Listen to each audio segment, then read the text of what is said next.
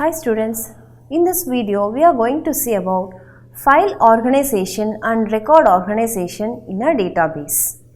So we have seen different physical storage devices, but we actually don't know how these files and records are getting stored in these devices or in the database management system.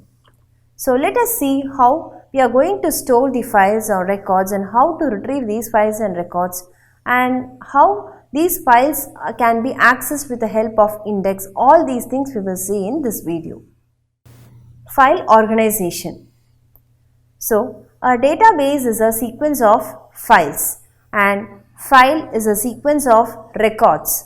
Okay, records is a sequence of fields. So already we know the structure of how files look like in a database management system. Files, it is similar to the relations of the table where each field or each row is called as a record and each record will contain different fields. So each file is logically mapped into a fixed length units called blocks and the block may contain different records. So this is the hierarchy of data. So here you can see a database as a collection of files like personal file, department file and payroll file. And if you take the personal file, you will contain different records, okay, where a record may contain different fields. So here the field is nothing but the attributes like the name attribute or the date attribute or whatever it may be.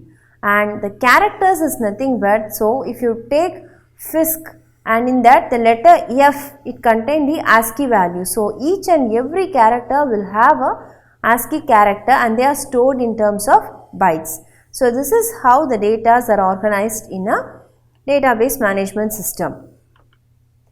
And the application to which our topic matches is, suppose in an organization, if you want to store the details of the employees or details of the students, we need some file server or file system.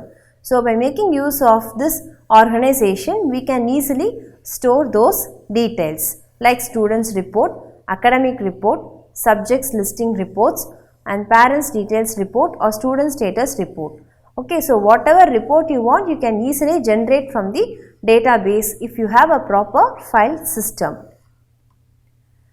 Coming to the mapping records to file. So there are two ways of mapping the records to the file. One method is to store fixed length records and another method is to store variable length records.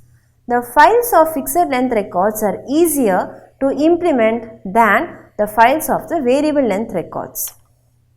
So this is how the fixed length and variable length record looks like. So you can see each record are of equal bytes in the fixed length record, whereas in variable length each and every record or field will have different sizes like 120 bytes, 150 bytes, 200 bytes, etc. So this is other way of showing the fixed and variable length records.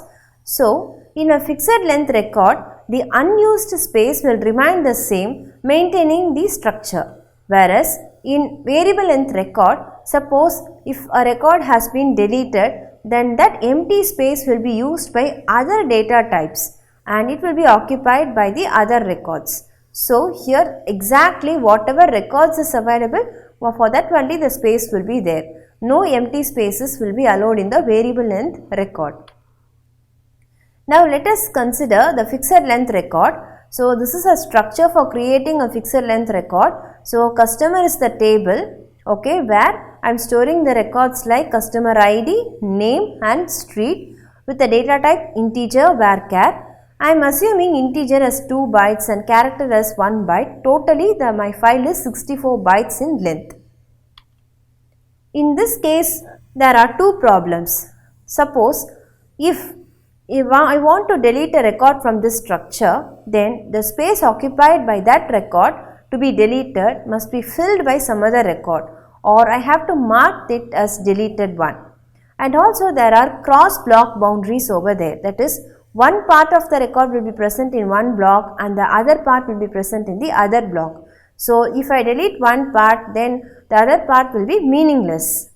So how to resolve this problem is, that is, there are three ways over there.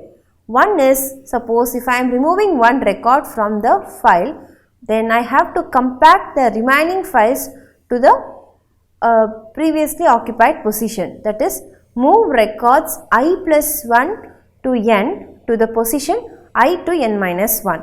Suppose if I is equal to 3, then I have to move the records from the position 4 to etc. where n equal to 7, let us assume. So, from 4 to 7 I have to push it to the position 3 to 6. The second way is, we can remove the record and replace it with the last record. For example, if I am removing the record 3 means my last record is in the position 7, then the 7th record will be placed in the position 3. Third is, do not move records but link all the free records on a free list using file header. So, I can maintain a free list which contains pointers to the empty spaces. Let us see how all these works. Now, this is the original file. So, totally there are 7 records with the attributes like ID, name, department and address. Now, I want to remove the record 3. So, I have selected record 3. I am removing it. So, once I remove it, I am just pushing the remaining records 4, 5, 6, 7 to the position 3, 4, 5, 6. So, this is one way. The second way is, I am removing the record 3 and replacing it with the record 7 like this. And method 3 is, I am maintaining a free list where the first removed record will be placed in the header position, and that will be pointing to the next removed record, and again that will be pointing to the other removed record likewise. So, it goes on. So, this is a free list which is maintaining pointers which points to the that is free empty spaces where the record has been removed. So, these are the three ways of deleting record from the fixed length file. Now, let us see what is a variable length record. So, variable length record, it arises due to various reasons. One is storage of multiple record types in a file, and second is your record types may allow variable lengths for one or more fields, and third one is you may allow repeating fields to store in the data models. Okay, and the attributes are sorted in the order. So, I have shown a figure which is the example for variable length record. So, you can see here each and every field is of different lengths. So, totally it is a very big file, and even the empty space are occupied by the other data type. So, this variable length record are implemented using a slotted page structure. The structure is given here.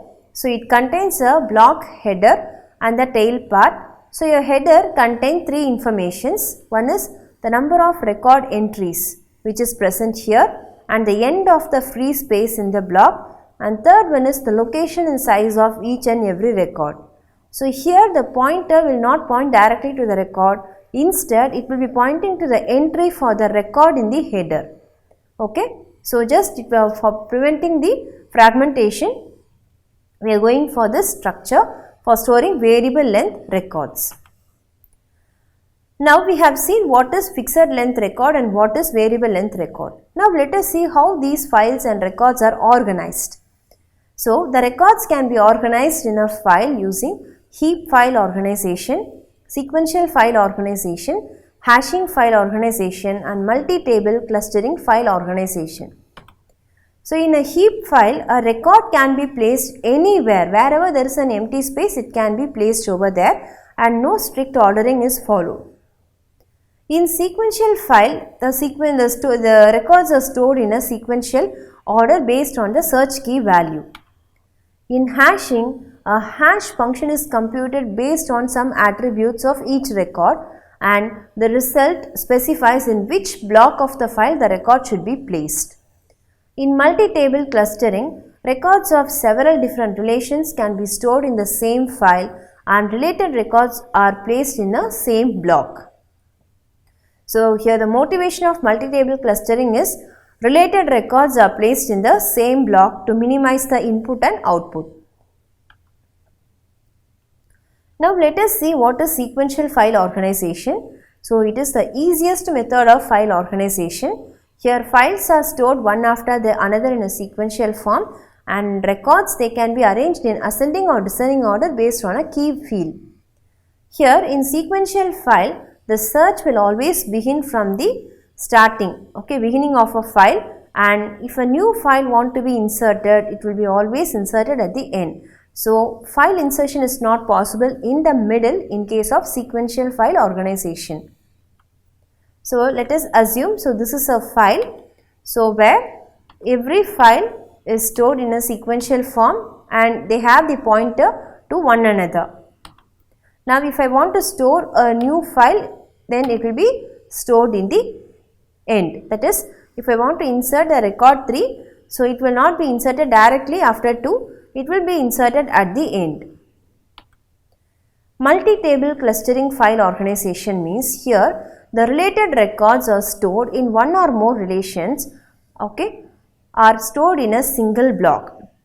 That is, related records from two or more relations are stored in a single block, and by performing a join condition, by using one block read.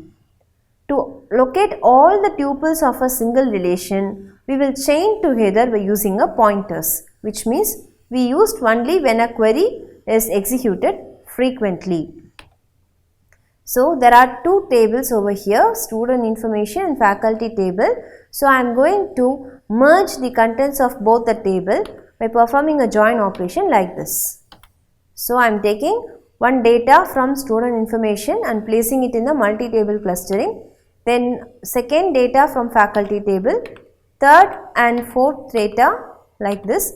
So I am just taking random files or random records from both the table and storing it here. Now I am maintaining a pointers for the similar records using a similar color pointers. So this is how my multi-table clustering file organization occurs. So till this, I hope you got a clear idea about what are records and how the files are organized. Now let us see how these records and files can be referred or accessed. For that we are going for the concept called indexing, and let us see what are the types of indexing. So an index is a pointer to the data in the table. It is similar to the book index like this. So your book will contain index in the front page containing serial number, title and the page number, right? So indexing is an access mechanism to find where a particular record is present in the database, and to speed up the retrieval process of the records, we are going for indexing.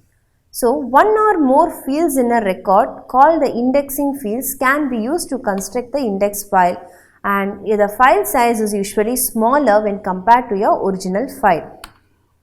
So the structure of index file contains two fields. One is the search key, other one is a pointer. Search key may be an attribute or a set of attributes from the records, and it need not be a primary key or a candidate key or a super key. Any attribute which act like an index can be considered, and pointer, it physically points to the physical location of the record. There are certain index evaluation metrics like access types. Access type means finding record with a specified attribute value and finding records whose attribute value fall in a specified range. Access time means the time taken to find a particular data item. Insertion time means time taken to insert a new data item. Deletion time means the time taken to delete a new existing data item. And space overhead is the additional space which is occupied by an index structure. Now there are different types of indices like ordered indices where the search keys are sorted in an order, hash indices where the search keys are distributed uniformly based on the hash function. Now the ordered indices, that is, it stores the values of the search key in a particular order and associate each search key with a record in the file with the help of a pointers. It is classified into clustering index and non-clustering index. Clustering index is a primary index and non-clustering is a secondary index. Clustering index, it is where the records and search keys are in a particular order, whereas in non-clustering index, the search key is stored differently from the records. It is also classified into index sequential file. So let us see what are these. So here an ordered index is an index file where the index entries are sorted in the order of the search key. So from the picture it is very clear. So this is the index file and this is a data file. So for each entry in the data file you have a pointer in the index file, and here the search key it is not equal to the sort key, because here we are using the ID information and here we have a key value. So the index file is maintaining this key value of the data file for referring. Okay, so here A, so another A points to the next entry. Likewise B, it points here and another B points here. So for each and every entry you have a entry in the index file. So this is ordered. Also it is in alphabetical, sorted in alphabetical order. So this is called ordered index. Now the clustering index are called as the primary index. So it is an ordered index whose search key is also the sort key which is used in the sequential file. So here the numbers are used for sorting the data file. Similarly, the same numbers are used in the search key file. So search key is equal to sort key in case of primary index. In case of secondary index, the search key will not be a sort key. Okay, so it will be a different field value of your data file. So in the secondary index, I am using the index field as a search key. Next, index sequential search. Here again the sequential file has a primary index. That is, my search key will be the same as the sort key. This is index sequential file. Now let us see what are the types of ordered indices. That is, ordered indices are classified into dense index, sparse index and multi-level index. Let us see how these indices works. Now dense index means it is an index file which contains an index entry for every value of the search key in the data file. So you can see for 10 there is an entry 10, for 20 there is an entry 20, that is a pointer associated with 20. For 30 there is a pointer and for 40 there is a pointer. Similarly, for each and every entry of your records in the data file, you have a search key value and a pointer in the index file. So this is the dense index. So your secondary index is also a dense index. Coming to the sparse index, so it is an index file where the search entries does not contain every value of the search key of the data file. That means that is you have different disk blocks. So you will be having a search key value and a pointer, one for one each block. That is, each and every record will not have a pointer in the index file. Instead, each data block will have one pointer and one search key value in your index file. So you have sparse. Okay, so it is not dense, it is sparse. So search keys not in the index are 20, 40, 60 and 80. For these values you won't have the search keys and as well as the pointers, because the 10 and 20 they belong to the same disk block. So here it is enough to maintain a search key value and a pointer which points to the first record of each block. Now look up the record with the search key equal to 40. So here if we want to search the record called 40, what I will do? So I am just searching the index file whether I am having the search key 40. No, it is not there. So I am going for the search key value 30. That is, my 40 is lying between somewhere 30 and 50. So I am searching with the search key value 30. So the 30 it points to the second data block. In the second data block my field called 40 is located. So finally I have searched my file with the help of the sparse index. So this is how the records and the index values are stored in the sparse index. Coming to the multi-level indices, so whenever the size of the database grows, there is an increased demand of indices also. So there is an immense need to keep the index record in the main memory so that the search can speed up, because main memory is a fast memory. Suppose if a single level of index only is maintained, then a large size index cannot be kept in the memory as a whole. We need to divide out that particular index into different index blocks. So this is achieved with the help of multi-level index. So multi-level index, it helps breaking down the index into smaller indices in order to make the outermost level so small so that it can be saved in a single disk block. So outer index is a sparse index of primary index, whereas inner index is simply a primary index file. So even if your outer index is very large, it can fit into the main memory, yet another level of index can be created. So like this, so you have an outer index and you have an inner index. Okay, so your outer index is divided into 3 small inner indices where each inner index is point to one data block. See another example over here. So there is a data block. So totally there are 6 data blocks over here, and for each block I am maintaining a pointer, and these pointers are located in 2 different indexes. In the first index it contains pointers for the 4 blocks, and the second index it contains pointer for the 2 blocks. And again further this index is goes to the next level, which is maintains a pointer. Okay, so first index has a pointer 10 and second index has a pointer 90, which is located in index level 2. So this is the multi-level indexing. Now let us see what is secondary indices. It is a non-clustering index. Here search key values are not sequentially stored, and the pointers in the secondary index, they do not point directly to the record, but they point to a bucket which contains pointer to the respective records. So here the secondary indices have to be dense. So your secondary index looks something like this. So this is the index file, left hand side, and right hand side table is your data file. So in between you have small boxes, square boxes. This we call it as a bucket. So the bucket, it may contain pointers to the different records. So how these pointers are maintained means there are different mechanisms. In some cases, that is the files, if they are arriving in a first come first serve basis, it will maintain pointer to the records. That is one way.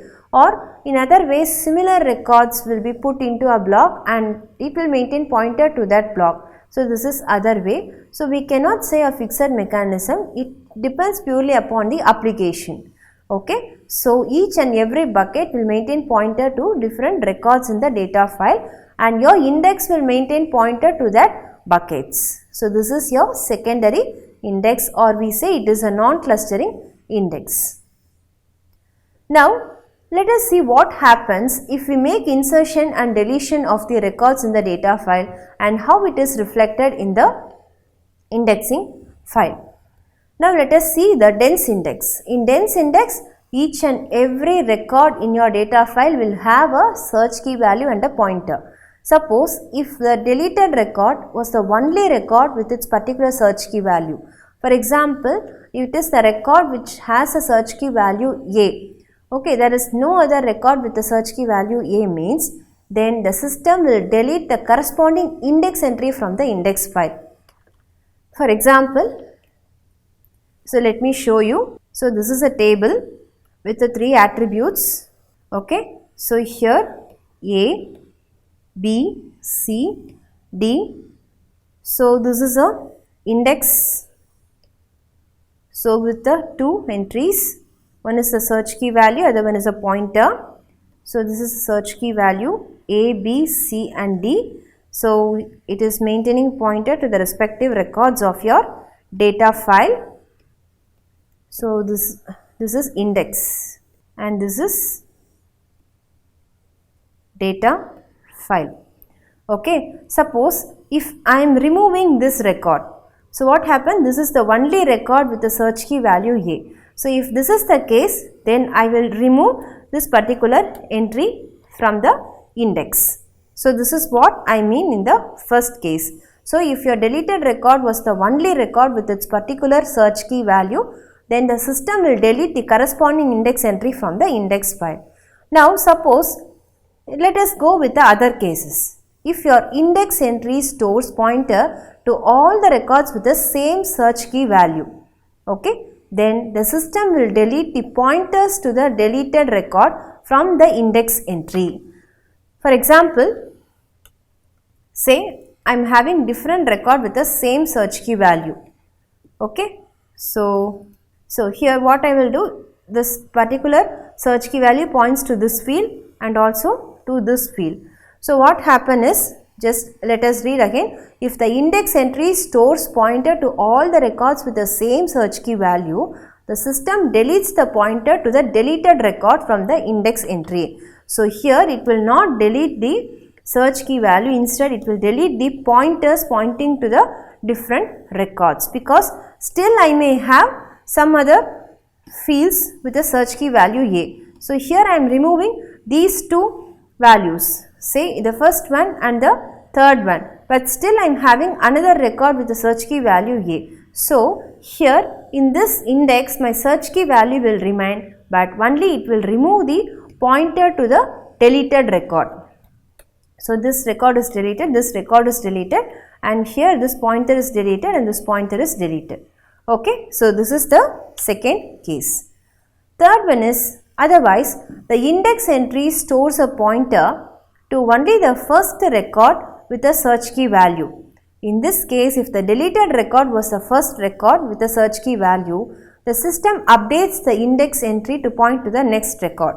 That is, the third case is, now I am having data file, okay, I am having records in the data file with the same search key value in different locations, but I am maintaining the pointer to point to only the first record. So A, it points only to this particular record, but it does not have pointer to the other two records. Now what happen is, suppose this file is deleted, I am deleting the first record.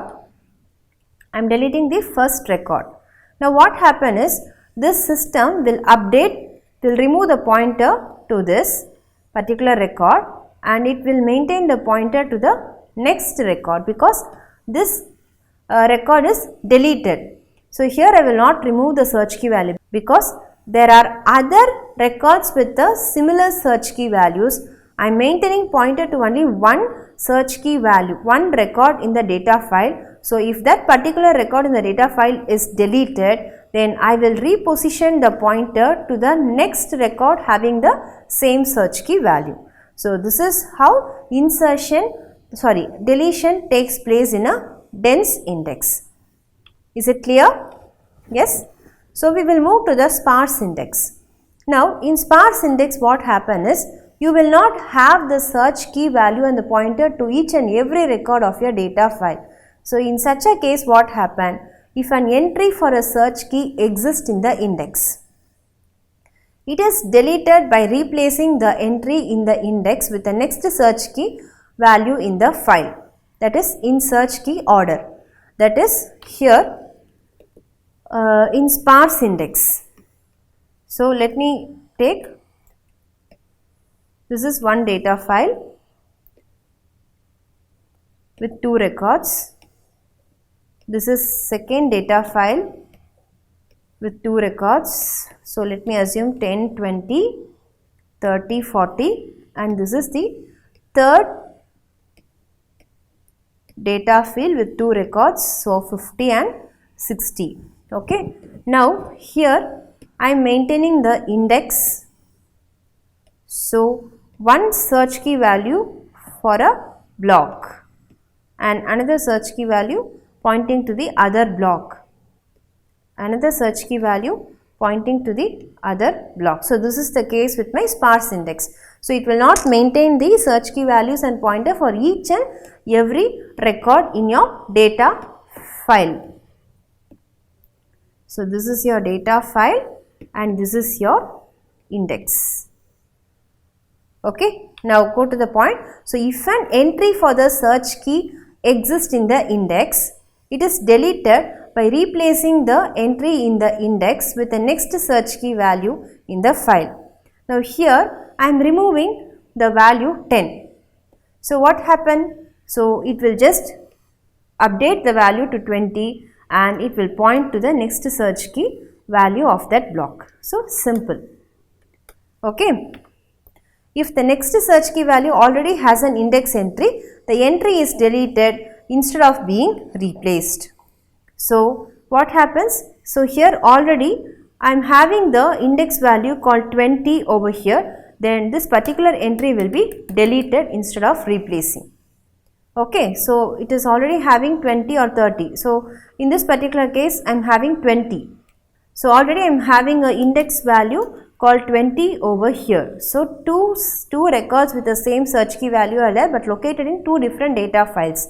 So here I am trying to remove the index value 10 and replacing it with the next index value 20. Okay, but in the index file already I am having an index search value 20 which is pointing to the next data block. So instead of replacing I will just delete the entry. So this is what the deletion operation occurs in the sparse index.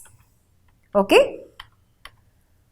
Now let us see how the insertion occurs in the index. So to perform a lookup using the search key value appearing in the record to be inserted.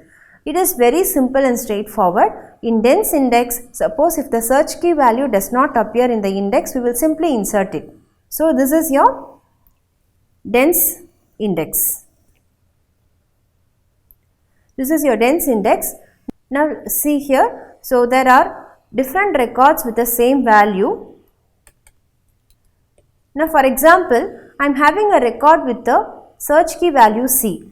I am just looking up the index value whether I am having a search key value for the record C. If suppose there is no search key value, I am simply inserting it. Now in case of sparse index, if index stores an entry for each block of the file, there is no change needs to be made to the index unless a new block is created. Suppose if a new block is created, the first search key value appearing in that new block is inserted into the index. So it is very straightforward. Now let us assume I have only two blocks earlier. So block 1 and block 2. So for block 1 I am having one pointer and search key value, and for block 2 I am having another search key value and a pointer. Now I have created a third block. Okay, so I have created a third block and I am seeing whether there is an entry, search key entry in the index file. No. So I am inserting here. Suppose if for the corresponding data file I am having a search key in the index file, there is no problem. Okay. If I am adding a new block of data, the first search key value of that block, say 50, for this 50 I will have a search key entry in the index file and I will have a pointer to that particular record. So this is how insertion takes place in the sparse index. So hope you got a better idea of how to organize files and records in the database management system. So coming to the summary part, so we have seen about different data storage and how the files are organized into fixed length record, variable length record, and how the variable length records are implemented like a slotted page structure, and the records are organized in different forms like heaps. Heaps means in wherever there is available space we can insert, and sequential order means the keys will be arranged in a sorted order. Hashing means based upon a hash value which is calculated, your search keys will be distributed. And in multi-table clustering, you will be maintaining, that is combining the records of different tables and put it into a single block read. So comparison between dense index and sparse index. Your dense index is faster to locate a record because for each record you have a search key value, whereas in sparse index it is generally slow. You have to scan the different data blocks because you have entry for only the data, for each data block only you have an entry. and in dense index more space to construct the index, whereas in sparse index less space only is needed to construct the index file, and overhead during insertion and deletion occurs in dense index, whereas there is less overhead for insertion and deletion.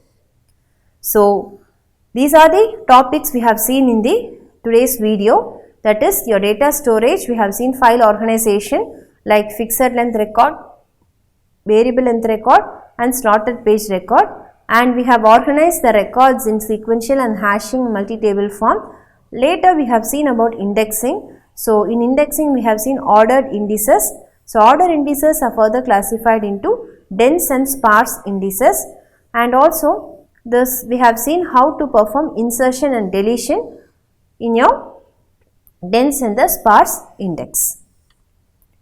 So this is about your summary. So we have seen about different index values. So thank you.